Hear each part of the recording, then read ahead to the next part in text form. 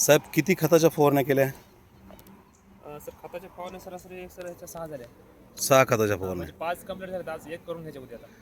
आणि किती खताच्या आळवण्या केल्यात? आळवण्या सर 3 झाल्यात, कंप्लीट झाल्या 3. जमिनीतून सुरुवातीला भेसळ डोस बेडवर टाकलाय का?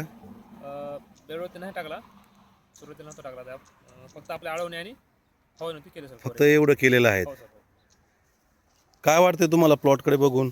सर चांगला आहे सर, तुमचा अनुभव तुमच्या मार्गदर्शनाने आमच्या थोडंसं मेहनत दोन्हीची भरपूर फुलधारणा झालेली आहे. हो. खाली फळांची सेटिंग झाली आहे. हो सर, चांगलं झालं. सगळ्या प्लॉटच्या सगळ्या झाडांचे शेंडे एकसारखे चालू आहेत. आणि कुठं फळ गळती नाही सर, फळाची गळती कुठं फुलगळ नाही, फळगळ नाही आणि मर पण नाही सर झाडाची. मर नाही आणि एक साईज आहे पूर्ण प्लॉट टोटल.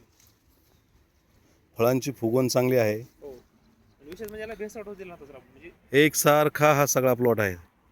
खताच्या फवारण्या केल्यानंतर अनिल फरक पडलाय का नाही? हो सर, भरपूर हा? बऱ्यापैकी त्याचा सर फरक आहे सर. बुरशीजन्य रोग नाही, जीवाणूजन्य रोगाचा प्रादुर्भाव नाही. आळवणी आणि खताच्या फवारण्यामुळे बराच फरक पडला सर. बरा म्हणजे प्लॉट त्याच्यावरती आहे, डिपेंड सर टोटल आपला.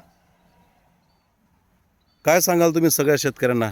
नाही सरांचं मार्गदर्शन सर घेतलेलं मार्गदर्शनापेक्षा जे तुम्ही खताच्या हो. फवारण्या घेतल्यात त्या सगळ्या शेतकऱ्यांनी टोमॅटोला खरं खताच्या फवारण्या